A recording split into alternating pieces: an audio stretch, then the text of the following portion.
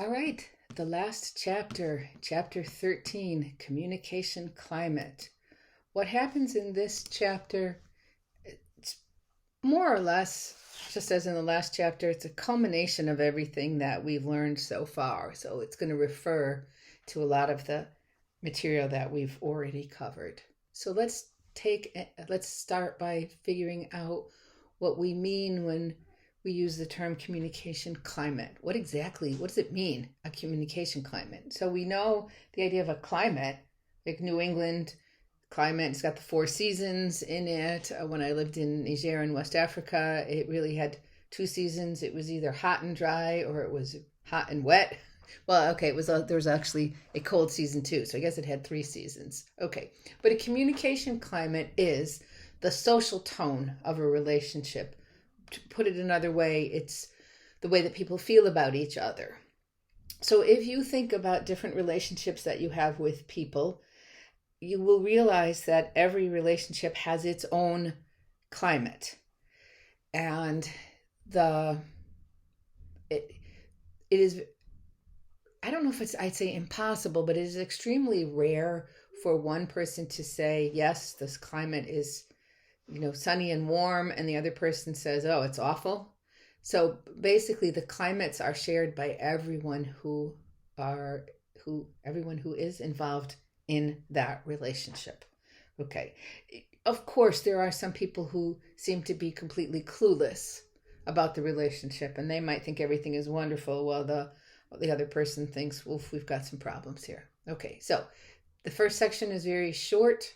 What exactly is a communication climate, and can you apply this to your own life? Think about three different relationships and three different aspects of your life. For example, friends, family, romantic partner, work, people you work with or people you take classes with. What is the communication climate of each of them? And I guess I could add why. Why do you think the communication climate is the way it is? Well, let's look at section 2. And we're going to dive into this a little bit. How exactly do communication climates develop? Okay, so in brief, the communication climate is determined by how much people perceive that they are valued in a relationship, and how we know that we are valued or not has to do with the communication that we are engaged in, what other people say to us or what they communicate to us non-verbally. So a confirming message is a message that says, I value you. And a disconfirming message or disconfirming communication show that the other person does not regard you very highly. All right. Now, obviously, the interpretation of the message is subjective, as they say in the textbook.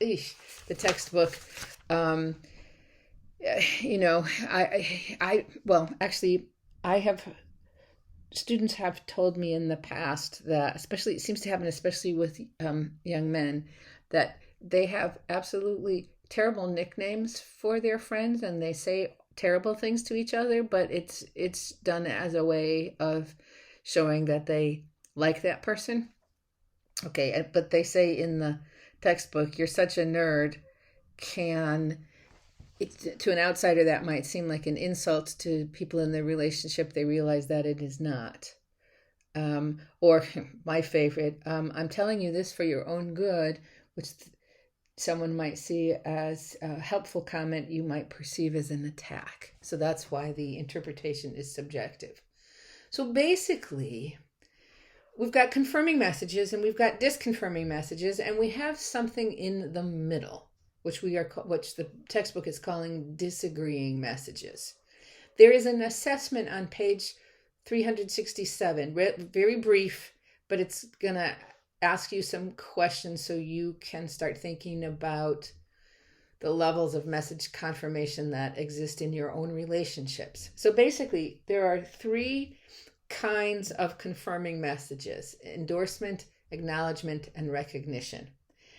And they've set this up from the most valuing, if you look at the bottom, to the most non-valuing. So endorsement is the way that we would show that we value someone the most. But then the textbook sets it up, instead of doing endorsement endorsement acknowledgement recognition, it goes recognition, oh my gosh, I can't speak today, acknowledgement endorsement.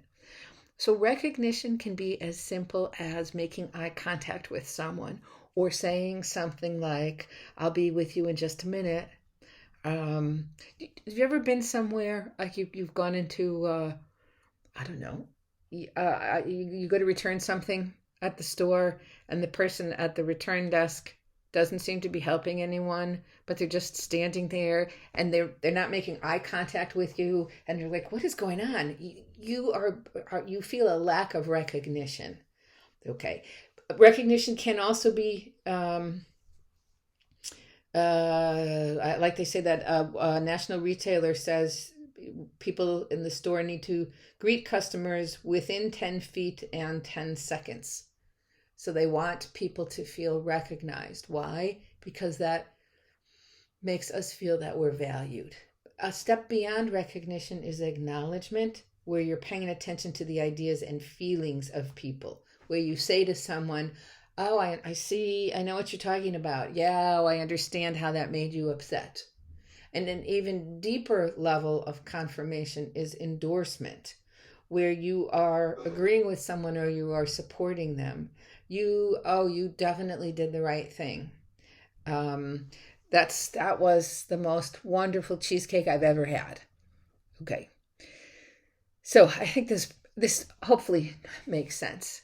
So on our way from confirming messages to disconfirming messages, we have two that are disagreeing. And if these two aren't necessarily terrible, I mean, argumentativeness means you are arguing with someone, and you can argue with someone by saying, I disagree with your ideas, rather than saying you are stupid, because that becomes more of a disconfirming message. So in general, in the United States, because we are an individualistic culture, we tend to value argumentativeness to some degree. We expect people, if their ideas are challenged, that they will defend their ideas. Okay. So another kind of disagreeing message is complaining. So something like you always leave your shoes in the middle of the living room is a way that I could complain, as opposed to saying to my husband, you're such a slob, or my what I used to do in the past, you obviously don't care about me. And he's like, oh man, what did I do now? Okay. So you remember last chapter, where's the chapter before? I'm all confused, where John Gottman, who's a marriage researcher, talked about the 4 horsemen of the apocalypse that show that there's a problem in a relationship. He doesn't list complaining. However, if the complaint becomes criticism, like you're such a slob, or contempt, I don't know how anyone can even put up with you, that's not a disagreeing message. That's a sign of deep relationship difficulties. Okay. The 3 messages that fall under disconfirming are disregard, aggressiveness, and ostracism. Okay. So disregard is, so you're talking and somebody interrupts you and changes the topic. So they're not interrupting you to give you some more information, but they're making it all about them. They're showing you that they don't value you, that what's important is them. Another way that we could disregard is to do the, oh, well, you think you've got problems, let me tell you about mine. Okay. And as they say, a new form of disregard has come about with the rise of the cell phone, and it's called phubbing, which is snubbing other people with your phone. this is one that really bugs me when people do this. I have a feeling I probably do it too. So we'll talk about that when we talk about defensiveness in just a minute. Okay. Oops. Aggressiveness is another form of non-valuing where you're attacking someone. We're not talking about physically punching someone in the nose, but attacking their character, background, or identity.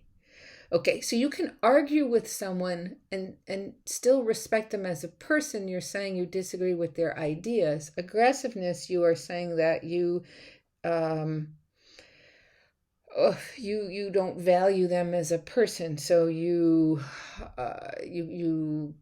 do sarcasm, put downs, name calling, badgering. Okay, so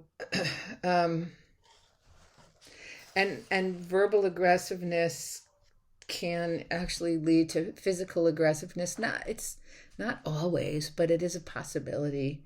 And there's actually something that's become, I'm not sure if it's more common these days or definitely more understood these days, different from when I was in school, is the idea of bullying, which is a big kind of disconfirming messages. So, and then the third form of a disconfirming message is ostracism, which is excluding people from interactions. I can't believe we did this, but when I was a kid, one of the things we would do if we were upset with someone is pretend that we couldn't hear them. We just ignore them. In fact, at one point we were really cruel. A friend of mine said, "Oh, let's play this game," and we played this terrible joke on my little sister where we would talk and then we would mouth words, but we wouldn't say anything. It was a way to ostracize her because she was just too little. Yeah, I still feel guilty about this. Like 50 years later, I'm still feeling guilty about this. So, all right. We can ostracize people by ghosting them. Also, it doesn't have to be face-to-face. We can also do this in the online environment. Okay. So the next part that comes under the idea of how communication climates develop is the idea of defensiveness. So if you remember back from chapter 4, we talked about the presenting self, the person that we put out to the world. And we have many presenting selves. It's not just one. Okay. We also, that presenting self, we can also think of as our face. So anytime things happen that threaten that face, it's a challenge to the image we want to project, we get defensive. Okay? And so we, if you think about it this way, if someone, takes a swing at you, you're probably going to put they're going to punch you in the nose. You would put your hands up in front of your face. You would defend yourself. So this is a way that people, they're not defending their physical self, they're defending their self-image. Okay, so what are things that make you feel defensive? And in a sense, there are two kinds. Someone accuses us of doing something that we didn't do, we get defensive because we are saying, this is not, no, I didn't do this. This is not me. But it's also very common for people to get defensive when they are criticized for something that they actually did do, because we're hoping that wasn't part of our presenting self. My guess is. Okay. So, trying to think of what okay, so this last point, defensiveness is interactive, as the textbook says. If it were only those people who feel defensive, who, like we could say to people, just don't be so sensitive, don't be so thin-skinned, toughen up. Boy, I remember my younger sister saying this to my brother all the time. Okay. The problem is, remember, communication Interpersonal communication, it's there are two people who are involved. It's the transactional model. So people, and what we'll talk about in the rest of this chapter, is we can learn to communicate with other people in such a way that can still get our message across, but will not make people feel as defensive. Now, and we'll talk about this later also, if you are using all of the tools that you learn to communicate in a way so that other people don't feel defensive and people still feel defensive, then you might say, the issue is more with them than with me, but it might be a good idea to sit down and talk about this. Okay. So, for this section, what are the different levels of message confirmation? That was that not a chart, what do you call it? Almost like a timeline. It's a line with the different levels. And in general, what causes people to be defensive? And then if you think more about yourself, what causes you to be defensive? Okay, so this was section 1 and 2, and I don't know why I did that. We will get to the next 2 sections in a little while.